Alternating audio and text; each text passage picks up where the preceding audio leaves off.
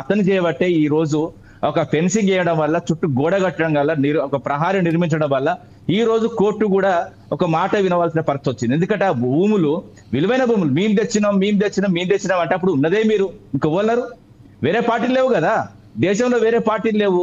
ఎందుకంటే ఓన్లీ ఆ పార్టీ ఉన్నది వాళ్ళు పరిపాలించిల్లు, దాదాపు దేశాన్ని ఎక్కువ రోజులు పరిపాలించిల్లు, వాళ్ళది తెచ్చింది కాదండి. అట్లా కాదు రామమూర్తి గారు, ఇక్కడ ఇంకో విషయం ఏంటంటే వాళ్ళు తెచ్చామని చెప్పుకునేటువంటి ఆ భూముల్ని వాళ్ళే సంరక్షించాలి కదా కనీసం. నేను అడుగుతున్నా, ఇందిరమ్మ రాజ్యం అంటే ఏంటిదంటే ఇందిరమ్మ గౌరవం ఇవ్వడం, ఇందిరమ్మ తీసుకొచ్చినే కాపాడు. ఇందిరమ్మ ఇచ్చింది ఏదైతే 2500-300 ఎకరాలు ఇందిరమ్మ గుంజుకుంటావా నువ్వు? నేనేమంటున్నా అంటే గతంలో కూడా చంద్రబాబు, ఎందుకంటే ఈ సందర్భంగా ఇద్దరిని అరెస్ట్ చేయమని చెప్తున్నా కోర్టును కూడా, ఎందుకంటే సుమోటాగా తీసుకొని చంద్రబాబు నాయుడు ఈ భూమిని అమ్మాలని చూసింది నిజం, 50,000 ఎకరం కట్టబెట్టాలని చూసింది నిజం. ఏదైతే ఆయనను అదే విధంగా ఆయన శిష్యుడు ఈ రోజు ఒక గవర్నమెంట్ సంబంధించిన భూములు ఇవి గవర్నమెంట్ లాక్కున్నది, ఒక ప్రైవేట్ వ్యక్తి నుంచి లాక్కున్నది అంటే మరి నువ్వు ఎవరికిస్తున్నావు? ఇప్పుడు మళ్ళీ ప్రైవేట్ వ్యక్తికి అప్పయ్యపాలని చూస్తున్నావు కదా. నిజంగా చెప్తున్నా, రేవంత్ రెడ్డికి చిత్తశుద్ధి లేదు, ప్రజాపాలన కాదండి, పైసల కోసం పరిపాలన నడుస్తున్నది అంతే తప్ప దోపిడికి ఒక మార్గం తీసిండు. ఇక్కడ ఉన్న కత్తి వెంకట స్వామి గారు కానీ ఆయన సుదీర్ఘంగా కొట్లాడిండు కాంగ్రెస్ కోసం, ఆయనకు వాస్తవంగా ఏం లాభం జరగదు, ఆయన కొట్లాడున్నాడు. అలాంటి వ్యక్తులు చాలా మంది ఉన్నారు కాంగ్రెస్ లో. కానీ ఇక్కడ రేవంత్ రెడ్డి అండ్ కోనే బాగుపడుతుంది. ఆయన మొత్తం ఈ 5 ఏళ్ళు కంప్లీట్ గా దోపిడీకి పాల్పడుతుంది.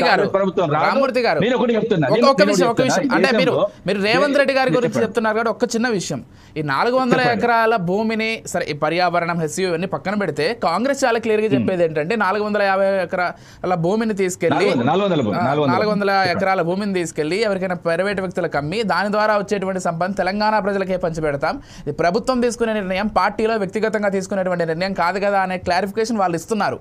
మీరేమో దోచుకుంటున్నారు అంటున్నారు. ఇప్పుడు వ్యక్తులు దోచుకుంటున్నారా లేకపోతే? నేను చెప్పేది వినండి, మీకు నమ్మేసులు ప్రజలు అమ్మమనే వేయలేదు రాష్ట్రం. నేనేమంటున్నా అంటే ఈ భూముల విషయం ఇక్కడి కాదండి, ఏదైతే 2003లో చంద్రబాబు కన్నుబడ్డది ఏంటంటే ఐఎంజీ భారత్ కు అప్పచెప్పాలని ఆయన ట్రై చేసిండు. ఎందుకంటే చాలా అంశాలు ఉన్నాయి. బిల్లీరావు విషయం చెప్తున్నా, అప్పుడు బిల్లీరావు చూసిండు, ఇప్పుడు ఢిల్లీరావుకి అమ్మదామని చూస్తున్నాడు. నేనేమంటున్నా, ఇక్కడ అమ్మడం వల్ల నీకు పైసలు వస్తాయి కావచ్చు, కానీ నేనేమంటున్నా అంటే అక్కడ విలువైన సంపద పోతుంది, ఆడ అడవి పోతుంది. నేనేమంటున్నా చాలా చాలా సింపుల్ థింగ్స్ ఉన్నాయి. వాల్తా చట్టం ఉన్నదండి, 126 ఎకరాల అడవి ఉంటే అది అడవే, అదో చట్టం. ఇక్కడ 400 ఎకరాల అడవి ఉన్నది. ఇప్పుడు ఆయనకు హైడ్రా కమిషనర్ కనబడవు, చెరువులు కనబడవు, ఆయన మొత్తం LLB ఫెయిల్ అయ్యి ఇట్లా కూర్చున్నాడు. ఏది రంగనాథ్ మొత్తం 5 సబ్జెక్టులు పోయింది. నేనేమంటున్నా చాలా సందర్భంగా తెలియకలోడు అని మీరు మెచ్చుకుంటారు, కానీ నాకైతే ఆయన ఎట్లా తెలియకలోడు కూడా అర్థం కాదు. దోపిడీకి పాల్పడుతున్నారు.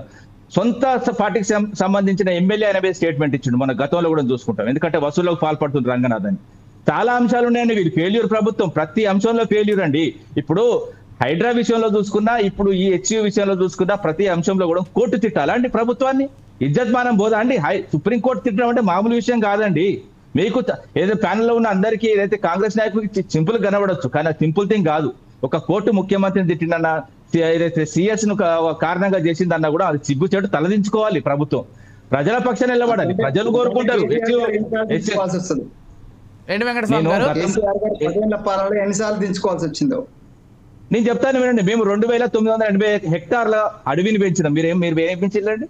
మీరేం పెంచిండు? చెప్తాను నేను, ఇండియాలో రికార్డు.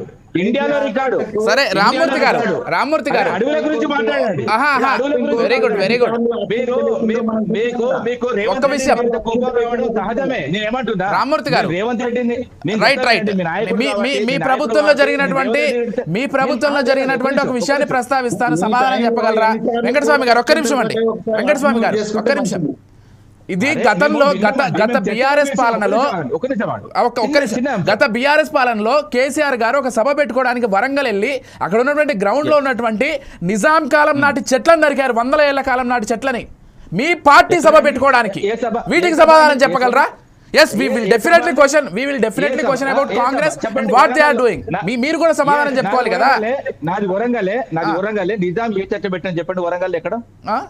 నిజాం పెట్టాడు, నిజాం టైంలో నాటినటువంటి చెట్లు అని చెప్తున్నారు. ఎక్కడ? అదే గ్రౌండ్ లో కేసీఆర్ గారు ఏ గ్రౌండ్ లో సభ పెట్టారో సభ పేరు చెప్పండి. ఏ సభ చెప్పండి? వరంగల్ లో చాలా 3-4 సభలు జరిగినాయి. ఏ ప్లేస్ చెప్పండి?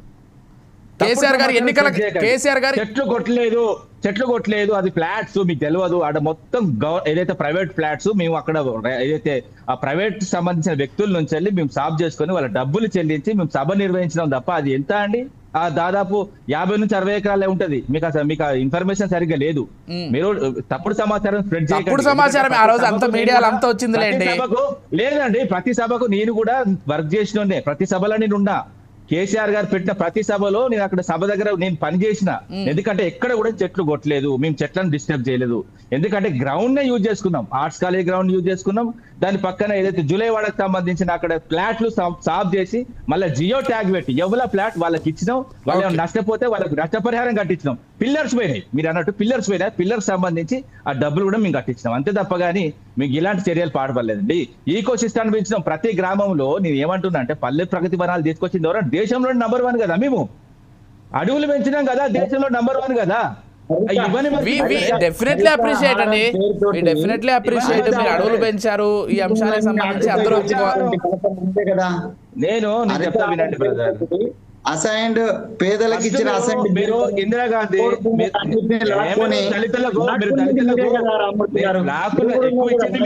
ఎక్కువ ఇచ్చింది మేమే, దళితులకు ఇచ్చింది మేమే, లెక్కలు పెట్టుకుందాం, బరాబర్ లెక్కలు పెట్టుకుందాం. లెక్కలు రావస్తా స్వతంత్ర భారతదేశంలో ఇప్పుడు ఏం చెప్తున్నా నేను చెప్తున్నా. సరే ఒక్కొక్కరు మాట్లాడండి. రామ్మూర్తి గారు మాట్లాడిన తర్వాత వెంకటస్వామి గారు మిమ్మల్ని అడుగుతారు. మనకు ఒక సంవత్సరం లేట్ గా స్వాతంత్రం వచ్చింది. 77 ఏళ్ల స్వాతంత్ర భారతంలో దళితుల ఒకరికి 10 లక్షలు ఇచ్చిందంటే మేమే. మీరు ఎందుకు రాలేదండి? మీరు ఎందుకు ఇవ్వలేదు? మీరు ఓటు బ్యాంకే యూజ్ చేసుకున్నారు, అంటదాని వాళ్ళు చూసుకున్నారు. నేను చెప్తున్నా వాళ్ళ పరిస్థితులు ఏంటి, వాళ్ళ గ్రామాలు ఏంటి, మీ పరిపాలనలో మధ్యలో మాట్లాడకండి.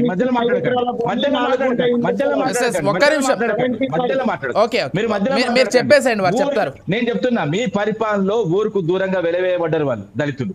ఎస్, మేము వాళ్ళకు గౌరవం ఇచ్చినాం, వాళ్ళకు ఒక స్వయం ప్రతిపాదన బతకాలని మేము వాళ్ళకు 10 లక్షలు ఇచ్చినాం. మేము చాలా చోట్ల ఎందుకంటే ఒక పైలట్ ప్రాజెక్ట్ గా హైదరాబాద్ తీసుకున్నాం. దాని తర్వాత ఇక ఏమైనా మాటలా అండి ఇది. ఇప్పుడు మేము కూడా అనొచ్చు దానికి. ఈ మధ్య మధ్యలో రన్నింగ్ కామెంట్ చేస్తే మరి రామ్మూర్తి గారు మీరు డైరెక్ట్ స్టేట్మెంట్ ఇచ్చారు, మేము ఇవ్వలేదు. మేము చెప్తున్నా ప్రతి కాన్స్టిట్యూన్సీ 100 మంది ఇచ్చాం, దాని తర్వాత 1000 మందికి ఇచ్చాము. మీరు కార్యకర్తలు అన్నది చాలా తప్పు. మీరు అవసరమైతే తెలుసుకోండి. ఒక్క కార్యకర్త చెప్పవాలండి. మీరు మాట్లాడితే కాదు. హుజరాబాద్ మొత్తం ఇచ్చావు, ఆడ హుజరాబాద్ లో మొత్తం అందరూ బీఆర్ఎస్ వాళ్ళే ఉన్నారా? ఏం మాట్లాడతారండి? హైదరాబాద్ ఎందుకు మోడల్ తీసుకున్నారు ఎవరికి తెలియదు కానీ సరే. రైతు బంధు కూడా మీకు విషయం తెలియదు. మేము ఏం ప్రాజెక్ట్ మొదలు పెట్టినా, మేము ఏ పథకం మొదలు పెట్టినా హుజరాబాద్ రైతు బంధు కూడా అన్నీ మొదలు పెట్టినా అవసరం క్రాస్ చెక్ చేసుకోండి. కత్తి వెంకటస్వామి గారు. వెంకటస్వామి గారు ఇప్పుడు చెప్పండి. చర్చ కాదులే కానీ క్లారిటీ ఇస్తున్నారు, ఇవ్వండి మీ క్లారిటీ ఏందో. నేనేమంటున్నా, గ్రీన్ లంగ్స్ ఆఫ్ హైదరాబాద్ అని ఇందిరాగాంధీ అన్న సరోజ్ నాయుడు అన్నారు. ఈ లంగ్స్ మీద బుల్డోజర్ పెట్టి తొక్కి పడేసిళ్ళు, 100 ఎకరాలు సాఫ్ చేసిళ్ళు. అదే విధంగా పక్షులు, అదే విధంగా వన్యమృగాల ఏడుపు కారణమైనలు మీకు పాప కష్టంగా దాకుతుంది. మీకు దాకపోవచ్చు కానీ రేవంత్ రెడ్డికి కష్టంగా దాకుతుంది. అదే విధంగా సీఎస్ గా ఉన్న ఆమె కూడా దాకుతుంది. బరాబర్ చెప్తున్నా, మీరు రాసి పెట్టుకోండి, చరిత్ర ఇది. రైట్.